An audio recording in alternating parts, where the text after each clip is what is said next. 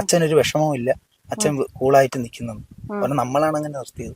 ഇപ്പോഴും അവൻ ഇരുന്ന് നേരെ ആഹാരം കഴിക്കുന്നില്ല. ഇരിക്കുമ്പോൾ അത് പറയേണ്ട കാര്യമില്ല. അങ്ങനെയുള്ള അച്ഛനമ്മമാരുണ്ട്. എന്ത് കണക്കിനാണ് ഒരു ഇത് കടിച്ചെന്ന് പറഞ്ഞ് കൊണ്ടു ചെല്ലുമ്പോൾ ഇത്രയും ലോകം മൊത്തം ഇപ്പൊ ഇങ്ങനെ ഈ ന്യൂസ് ഒക്കെ അവർ കാണുന്നുണ്ട്. ഡോക്ടേഴ്സ് ആയാലും ഹെൽത്ത് ഡിപ്പാർട്ട്മെന്റ് എല്ലാം കാണുന്നുണ്ട്.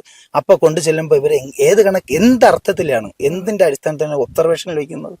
ഈ മോനെ അവിടെ കൊണ്ടു ചെന്നപ്പോഴും അവർ ചോദിക്കുന്നത് ഞാൻ കേട്ടിട്ടില്ല പറയുന്നു. അവൻ ഇപ്പോഴും പറയുന്നുണ്ട് മൂങ്ങ അടിച്ചോ, കടന്തൽ കുത്തി, ഇങ്ങനെയൊക്കെയാണ് ചോദിക്കുന്നത്. ഒരു കൊച്ചുകുട്ടി പറഞ്ഞു വലിയൊരു സാധനമൊന്നും എഴുതി പോകുന്നു, എന്നെ കടിച്ചെന്ന് പറഞ്ഞു. 2 കടി കടിച്ചിട്ടുണ്ട്. അപ്പൊ അതിന്റെ ആ പാമ്പിന്റെ ബൈറ്റാണെന്ന് മനസ്സിലാക്കാൻ പറ്റാത്ത ഒരു സിസ്റ്റം ഡോക്ടർമാർ എന്തിനാണ് അവര് പറയുന്നതെന്ന് വെച്ചാൽ കഫം ബാക്കിയകത്തുനിന്ന് എടുത്തു കൊടുക്ക്. അപ്പൊ മോൻ ശ്വാസം കിട്ടുന്നില്ല, ബ്രീത്ത് കിട്ടാതെ കുട്ടി കിടന്ന് ഇങ്ങനെ കാണിക്കുന്നുണ്ടെന്ന് അവൻ പറയുന്നത്. ഒരു അച്ഛനും അമ്മയാണ് അത് കാണുന്നത്. അപ്പൊ അവര് വിശ്വസിച്ചല്ലേ കൊണ്ടുവരുന്നത്. അപ്പൊ അവന്റെ അടുത്ത് പറയുന്നത് കഫം നമുക്ക് സാധാരണയുള്ള ആൾക്കാർക്ക് എങ്ങനെ അറിയാം ഈ കഫം എങ്ങനെയാണ് തൊണ്ടയിൽ നിന്ന് എടുക്കുന്നതെന്നുള്ള? ആംബുലൻസ് സർവീസ് ഇല്ല. അവിടെ നിന്ന് ആംബുലൻസ് വിളിച്ചപ്പോ അങ്ങനെ ഒരു ഇതേ ഇല്ല. പ്രൈവറ്റ് ഇതിനകത്താണേ കഴിയും. 6 ജീവങ്ങളിൽ താമസിക്കുന്ന സ്ഥലം വഴിയില്ല. നമസ്കാരം. ഒരു 8 വയസ്സുകാരന്റെ ജീവൻ നഷ്ടപ്പെടേണ്ടി വന്നു. ആ ഒരു കുട്ടി ഈ ഒരു തലസ്ഥാന നഗരിയിൽ എത്രത്തോളം ദുസ്സഹനമായിട്ടുള്ള സാഹചര്യത്തിലാണ് ജീവിച്ചത് എന്ന് മനസ്സിലാകാൻ വേണ്ടി കൃത്യമായിട്ട് താമസിക്കാൻ ഈ ഒരു അടിസ്ഥാന സൗകര്യം എന്ന് പറയുന്നത് ഭക്ഷണം, വസ്ത്രം, കയറി കിടക്കാൻ ഒരു കിടപ്പാടം എന്നുള്ളതാണ്. ആ കിടപ്പാടം അടിസ്ഥാന സൗകര്യത്തിലൊന്ന് ആ കുഞ്ഞിന് കിട്ടിയിരുന്നില്ല എന്നതിന്റെ ഒരു തെളിവ് നമ്മളൊക്കെ കണ്ടതാണ്. വളരെ ശോചനീയമായിട്ടുള്ള രീതിയിലുള്ള ഒരു വീട്. ആ വീട്ടിലാണ് ആ കുടുംബം ഒന്നടങ്കം താമസിച്ചത്. അതിനുള്ള ചില പരിഹാരങ്ങളൊക്കെ ഉണ്ടാകുമെന്നുള്ള വാഗ്ദാനങ്ങൾ നൽകി കഴിഞ്ഞു. ഇനി ശ്രദ്ധിക്കേണ്ടുന്നത് ആ കുട്ടി കടന്നു വരുന്ന ഒരു വഴിയാണ്.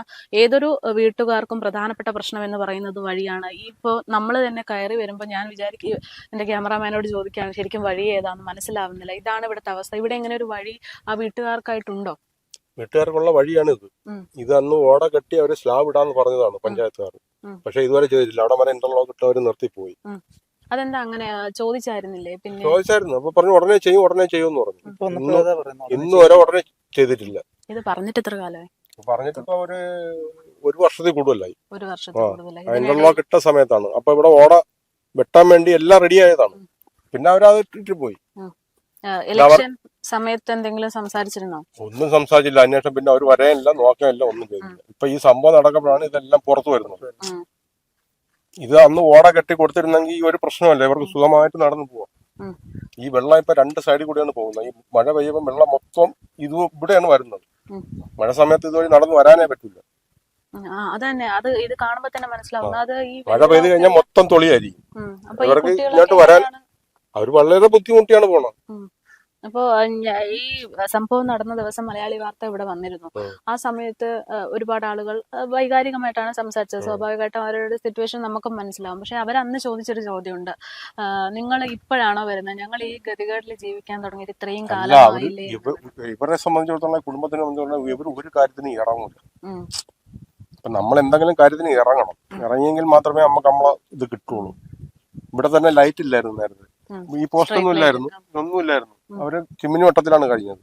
പിന്നെ അത് അപേക്ഷ കൊടുത്താണ് ഈ ലൈറ്റ് വന്ന് ഇപ്പൊ ഇവിടെ ലൈറ്റ് വരെ ഇട്ടിട്ടുണ്ട്. എത്ര കാലമായി ഇവിടെ കറണ്ട്? ഇപ്പൊ കിട്ടിയിട്ട് ഒരു 2-3 വർഷം ആകുള്ളൂ. അല്ല അവര് കറണ്ട് ഒന്നും ഇല്ലാതെയാണ് ജീവിച്ചത്. അപ്പൊ ഇതിനൊരു പരിഹാരം ഉണ്ടാവുന്ന തോന്നുന്നുണ്ടോ? ഈ പറയുന്നത് പോലെ മോൻ ഇങ്ങനെ സംഭവിച്ചപ്പോ എല്ലാവരും വന്ന് ഇങ്ങനെ പറയുന്നുണ്ട്, ചെയ്യുന്നുണ്ട്, പ്രാബല്യത്തിൽ വരുള്ളൂ എന്നുള്ളത് എല്ലാവരും ഇപ്പൊ ഈ ഒരു ചൂടിൽ പറയുന്നുണ്ട്. എല്ലാം ഒക്കെ ആവും, എല്ലാം റെഡിയാവും, അതാണ് പറയുന്നത്. പക്ഷെ എത്രത്തോളം വരും എന്നുള്ളത് അറിയില്ല. ഇതുപോലെ തന്നെ ഇതേപോലെ അവസ്ഥയിൽ കഴിയുന്ന ഒത്തിരിയും വീടുണ്ട്. ഞാൻ ഇന്നലെ ഒരു മോളുടെ ഒരു വീഡിയോ ഉണ്ട്, പാമ്പ് അടിക്കാനായിട്ട് ഇവിടെ രാജേഷ് ചേട്ടൻ വന്നപ്പോ അതിൽ ആ വീഡിയോയിലുണ്ട് ആ കുട്ടി യൂറിൻ എന്താ പാസ് ചെയ്യാൻ പോകുന്ന ടൈമിൽ ഒരു മൂർഖനായിരുന്നു എനിക്ക്. ആ വീടിന്റെ അവസ്ഥ വല്ലാത്ത കിട്ടണം. അപ്പൊ ഇതൊക്കെ നമ്മൾ കാണണം. നമ്മള് പാർട്ടി ബേസോ അല്ല, അങ്ങനെയൊന്നും അല്ല. നമ്മള് മനുഷ്യത്വത്തിന്റെ പേരിൽ എല്ലാവരും കൂടെയൊക്കെ സഹകരിച്ചാൽ നടക്കാവുന്ന കാര്യമുള്ളൂ. ഈ പറയുന്നത് പോലെ മുഖ്യമന്ത്രിയെ കുറ്റം പറഞ്ഞിട്ട് മുഖ്യമന്ത്രിക്ക് നേരിട്ട്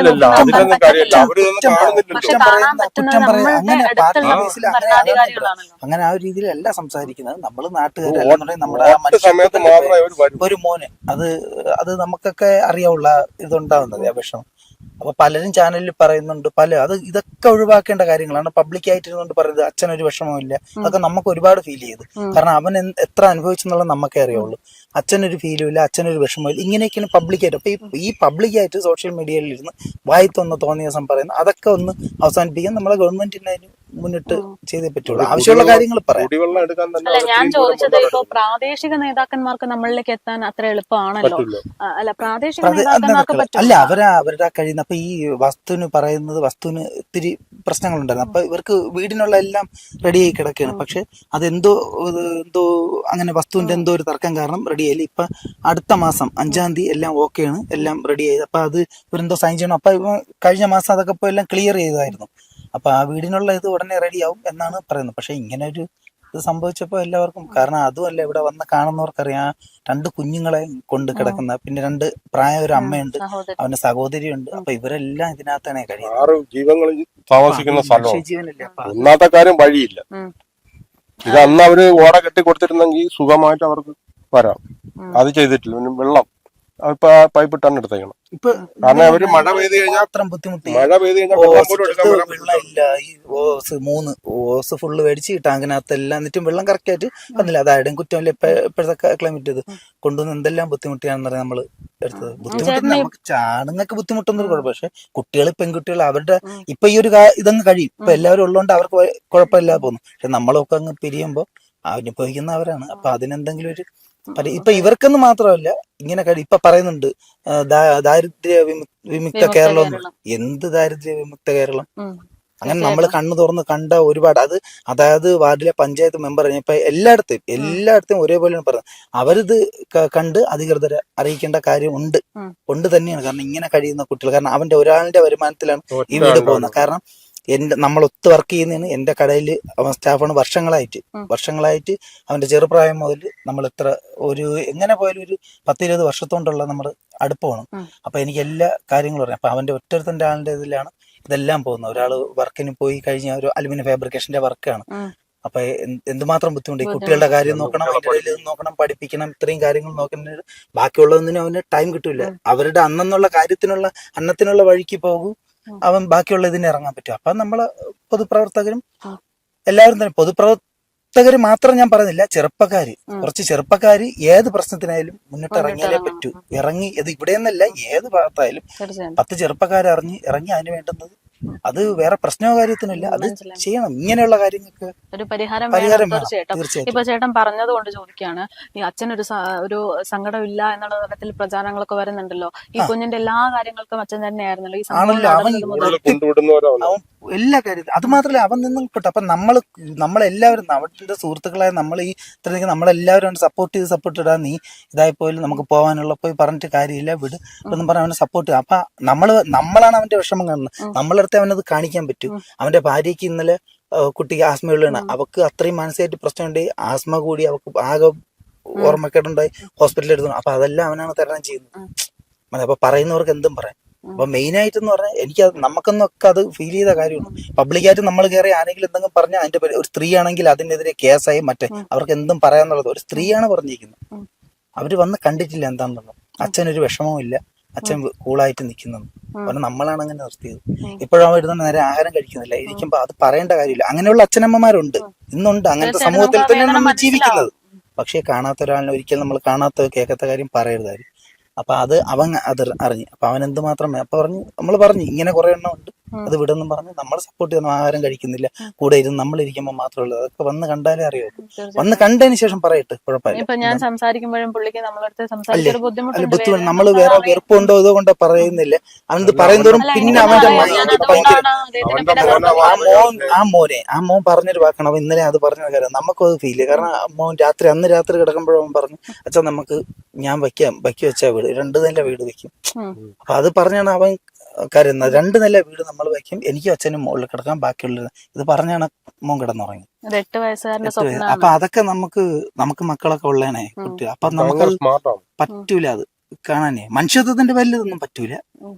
അപ്പൊ അത്രേ ഉള്ളൂ. അല്ല പാർട്ടിയോ ബേസോ കാര്യം ഒന്നുമില്ല. എനിക്ക് രാഷ്ട്രീയ എല്ലാ പാർട്ടിക്കാരും എനിക്ക് വേണ്ട ഒരുപാട്.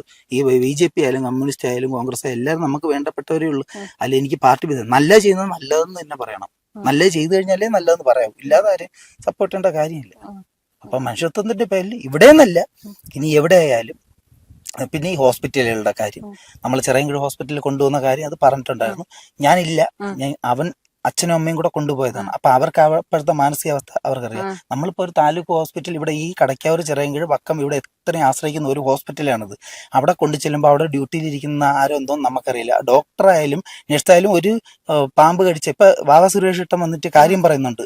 അദ്ദേഹം പറയുന്നുണ്ട് ഇങ്ങനെ നമുക്ക് അതിന്റെ ആ ചൂടറിയുമ്പോൾ നമുക്ക് അറിയാൻ പറ്റും ഏത് എങ്ങനെയാണ് പാമ്പാണോ എന്ന് അറിയാൻ പറ്റും. അപ്പൊ ഇത്രയും ക്ലാസ് അദ്ദേഹം ഈ ലോകം ഒട്ടുക അദ്ദേഹം കൊടുക്കുന്നുണ്ട്. അപ്പൊ അതിന്റെ ഒരു ചെറിയ ഇതുപോലെ ഇന്ന് ആലപ്പുഴ നടന്ന ഒരു ചേച്ചി 42 വയസ്സ്. അപ്പൊ ആ ഡോക്ടർ വളരെ എനിക്ക് ഫീൽ ഞാൻ കമന്റ് അയച്ചിട്ടുണ്ട്. കാരണം നമ്മൾ പൗരനാണല്ലോ, നമുക്ക് പറയാമല്ലോ, നമുക്ക് പൊതുവായിട്ടുള്ള. അപ്പൊ അത് വളരെ ലാഘവത്തോട് തന്നെ പറയുന്നത്. മാഡം വന്നിട്ട് പറയുന്നത് കടിച്ചു, എന്നെ എന്തോ കടിച്ചു. അപ്പൊ ഒരു സ്പോട്ട് ഉണ്ട്.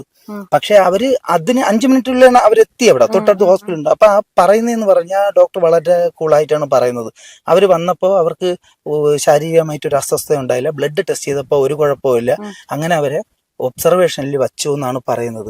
ഇന്നലെ രാജേഷ് ഏട്ടൻ വന്നു. രാജേഷ് ഏട്ടൻ വന്നിട്ട് പറഞ്ഞു 1 മണിക്കൂറിനുള്ളിൽ നമ്മളെ ആന്റിവെനുള്ള ഹോസ്പിറ്റലിൽ 1 മണിക്കൂറിനുള്ളിൽ എത്തിക്കുക എന്ന് പറയുന്നു. അപ്പൊ എന്ത് കണക്കിനാണ് ഒരു ഇത് കടിച്ചെന്ന് പറഞ്ഞ് കൊണ്ടു ചെല്ലുമ്പോൾ ഇത്രയും ലോകം മൊത്തം ഇപ്പൊ ഇങ്ങനെ ഈ ന്യൂസ് ഒക്കെ അവർ കാണുന്നുണ്ട്. ഡോക്ടേഴ്സ് ആയാലും ഹെൽത്ത് ഡിപ്പാർട്ട്മെന്റ് എല്ലാം കാണുന്നുണ്ട്. അപ്പൊ കൊണ്ടു ചെല്ലുമ്പോൾ ഇവരെ ഏത് കണക്ക് എന്തർത്ഥത്തിലാണ് എന്തിന്റെ അടിസ്ഥാനത്തിലാണ് ഒബ്സർവേഷനിൽ വയ്ക്കുന്നത്? ഈ മോനെ അവിടെ കൊണ്ടു ചെന്നപ്പോഴും അവർ ചോദിക്കുന്നത് ഞാൻ കേട്ടിട്ടില്ല പറയുന്നു. അവൻ എപ്പോഴും പറയുന്നുണ്ട് മൂങ്ങ അടിച്ചോ കടന്തൽ കുത്തി ഇങ്ങനെയൊക്കെയാണ് ചോദിക്കുന്നത്. ഒരു കൊച്ചുകുട്ടി പറഞ്ഞു വലിയൊരു സാധനമൊന്നും എഴുതി പോകുന്നു എന്നെ കടിച്ചെന്ന് പറഞ്ഞു. 2 കടി കടിച്ചിട്ടുണ്ട്. അപ്പൊ അതിന്റെ ആ പാമ്പിന്റെ ബൈറ്റാണെന്ന് മനസ്സിലാക്കാൻ പറ്റാത്ത ഒരു സിസ്റ്റം ഡോക്ടർമാർ എന്തിനാണ്? അപ്പൊ ഇങ്ങനെ ഈ ഒരു താലൂക്ക് ഹോസ്പിറ്റൽ അങ്ങ് അടച്ച് പൂട്ടേവണം ചെയ്യാനുള്ളത്. കാരണം ഇങ്ങനെ ഒരു സ്ഥാപനം ഉള്ളതുകൊണ്ടാണ് പെട്ടെന്ന് എന്ത് സംഭവിച്ചാൽ ഞാനും തൊട്ടടുത്ത് കടയ്ക്കാവൂർ കിടക്കുന്നത്. അപ്പൊ നമുക്കും എന്ത് വന്നാലും നമ്മൾ പറഞ്ഞ ചിറയൻകീഴ് ആദ്യം അവിടെയാണ് നമ്മൾ ശ്രമിക്കുക. അല്ലെങ്കിൽ വക്കം ഹോസ്പിറ്റലുണ്ട് എല്ലാം കണക്കാ. അപ്പൊ നമ്മൾ നേരെ ചിറയൻകീഴാണ് വരുന്നത് താലൂക്ക് ഹോസ്പിറ്റൽ. അപ്പൊ അങ്ങനെ ഒരു ഇതില്ലെങ്കിൽ ഞങ്ങൾ പൂട്ടിയാൽ നമ്മൾ നേരെ മെഡിക്കൽ കോളേജ് ഇറക്കപ്പോഴത്തേക്ക് ചിറയൻകീഴ് ചിറയൻ കാണിക്കാത്ത എന്തെന്ന് ചോദിക്കും. എന്നാലും അവിടെ എടുക്കുള്ളൂ. അവിടുത്തെ പേപ്പർ വേണം എന്നാണ് അവർ പറയുന്നത്. 2-2:30 കൊണ്ടുപോയത്. 2:30. അപ്പൊ ആ സമയത്ത് ഈ പറയുന്ന പോലത്തെ ജീവികൾ കടിക്കാനുള്ള സാധ്യതയുണ്ടോ? സാധ്യത ഉണ്ടെന്ന് പറഞ്ഞാൽ ഇന്നുവരെ സംഭവിച്ചിട്ടില്ല. പെട്ടെന്ന് സംഭവിച്ചു. അപ്പൊ ഡോക്ടർ പറഞ്ഞെന്താണ് എഴഞ്ഞാന്ന് പോകുന്നത്. പിന്നെ ഏറ്റവും വലിയ എന്ന് പറഞ്ഞാൽ കുട്ടി അവിടെ നിന്നിട്ട് കുട്ടിയുടെ അച്ഛൻ ദിലീപാന്ന് പറഞ്ഞു. അവനിപ്പോ ഇത്രയും ഓപ്പൺ ആയിട്ട് അവന് പറയാൻ പറ്റുമല്ലോ. കാരണം എന്ന് വെച്ചാൽ അവൻ അത്രയും ഇതായി നിൽക്കുന്നത്. അപ്പൊ അവൻ നമ്മളടുത്ത് പറഞ്ഞു നമ്മളാരും ഇല്ല സംഭവ സ്ഥലത്ത്. മോൻ മെഡിക്കൽ എത്തിയതിനു ശേഷമാണ് വിളിക്കുന്നത്. അപ്പൊ പാതി എത്തിയപ്പോഴേ കഴിഞ്ഞു. അപ്പൊ അവിടെ ഹോസ്പിറ്റലിൽ ചെന്നപ്പോ മോനെല്ലാം പറയുന്നുണ്ട്. ഇവരൊരു ഇഞ്ചക്ഷൻ എടുത്തെന്നാണ് ഇവൻ പറയുന്നത്. ഇഞ്ചക്ഷൻ എടുത്തതിന് ശേഷം അവന് അപ്പൊ ഈ സൂചി കണ്ട മോന് പേടിയാണ്. അപ്പൊ അവങ്ങ് പാനിക്കായി ഭയങ്കര ഇതായി. ആ ടൈമിൽ ഇവൻ വെപ്രാളം കാണിക്കുന്നത്. അച്ഛൻ എനിക്ക് 2ആയിട്ട് കാണുന്നുണ്ട് പറഞ്ഞതിന് വൊമിറ്റ് ചെയ്യാനുള്ളത് പറയുന്നത്. ഛർദ്ദിക്കുമ്പോ കഫമാണ് വരുന്നത്. അപ്പൊ ഇന്നലെ വന്ന് രാജേഷേട്ടനും പറയുന്നുണ്ട് മൂർഖനാണ് കടിച്ചെങ്കിൽ കഫം നമ്മൾ കിടത്തി ഒരു സൈഡ് കിടത്തി കഫം പോവുക. അവിടെ ഉണ്ടായിരുന്ന ഡോക്ടറായാലും ഡോക്ടർ ഒന്നും ചെയ്യുന്നില്ല എന്നാണ് അവൻ പറയുന്നത്. അവര് പറയുന്നതെന്ന് വെച്ചാൽ കഫം ബാക്കിയകത്തുനിന്ന് എടുത്തു കൊടുക്ക്. അപ്പൊ മോൻ ശ്വാസം കിട്ടുന്നില്ല, ബ്രീത്ത് കിട്ടാതെ കുട്ടി കിടന്നു ഇങ്ങനെ കാണിക്കുന്നുണ്ടെന്ന് അവൻ പറയുന്നത്. ഒരു അച്ഛനും അമ്മയാണ് അത് കാണുന്നത്. അപ്പൊ അവര് വിശ്വസിച്ചല്ലേ കൊണ്ടുവരുന്നത്. അപ്പൊ അവന്റെ അടുത്ത് പറയുന്നത് കഫം നമുക്ക് സാധാരണ ഉള്ള ആൾക്കാർക്ക് എങ്ങനെ അറിയാം ഈ കഫം എങ്ങനെയാണ് തൊണ്ടയിൽ എടുക്കുന്നതെന്നുള്ളത്. അപ്പൊ എടുത്തു കൊടുക്ക് കൈയിട്ട് അവനെ കഴിയുന്ന രീതിയിൽ കൈയൊക്കെ ഇട്ടെടുത്തു. അപ്പൊ എന്നിട്ട് അവർ അതിന്റെ മുമ്പേ ബ്ലഡും എടുത്തിട്ട് പറഞ്ഞ് ഒരു ബ്ലഡിലൊന്നും ഒരു കുഴപ്പമില്ല. പിന്നെ ആംബുലൻസ് സർവീസ് ഇല്ല. അവിടെ നിന്ന് ആംബുലൻസ് വിളിച്ചപ്പോൾ അങ്ങനെ ഒരു ഇതേ ഇല്ല. പ്രൈവറ്റ് വണ്ടി വിളിച്ചപ്പോൾ അവര് 108 വന്നെന്നാണ് അവൻ പറയുന്നത്. പിന്നെ ബാക്കിയൊന്നും അവന് ഓർമ്മയില്ല. കാരണം എന്ന് വെച്ചാൽ ഒരു 3 കിലോമീറ്റർ എത്തിയപ്പോൾ ഒരു അനക്കവും ഇല്ല. പിന്നെ ഇതാണ് സംഭവിച്ചത് ഇത്രയും. അപ്പൊ ഇത് കേൾക്കുമ്പോൾ നമുക്ക് ഇപ്പൊ നമ്മൾ എന്ത് വന്നാലും ഇപ്പൊ പേടിയാണ്. നിറയ്ക്കും നമ്മളായാലും വലിയവർക്ക് നമുക്ക് വന്നാലും പറയാനുള്ളൊരു കഴിവുണ്ട്. നമുക്ക് അറിയില്ല നമുക്ക് വന്നാലും നമുക്ക്. പക്ഷെ ഈ കൊച്ചു കുട്ടിയൊക്കെ വരുമ്പോൾ അവർക്ക് കറക്റ്റ് പറയാനറിയില്ല. കുട്ടിയൊക്കെ വരുമ്പോഴാണല്ലോ നമുക്ക് ഏറ്റവും കൂടുതൽ ഫീൽ ഉണ്ട്. അപ്പൊ നമ്മൾ ഏത് സിസ്റ്റത്തിൽ വിശ്വസിക്കണം, എങ്ങനെ ഏത് രീതിയിൽ പോകണം അറിയില്ല. ഇന്ന് ആ ന്യൂസും കൂടെ കണ്ട് ഈ പറയുന്ന ഒരാളുടെ ചോദ്യം മാത്രമല്ല, ഒരു വലിയൊരു സമൂഹത്തിന്റെ ചോദ്യമാണ്. ആരെയാണ് ഞങ്ങൾ ഇനി വിശ്വസിക്കേണ്ടത് എന്നാണ് ചോദിക്കുന്നത്. എന്തായാലും ഇതിനുള്ള ഒരു മറുപടി എന്നതിനേക്കാൾ ഉപരി ഇനി ഇങ്ങനെ ഒരു അവസ്ഥ ഉണ്ടാകാതിരിക്കാനുള്ള ഒരു പരിഹാര മാർഗമാണ് വേണ്ടത്.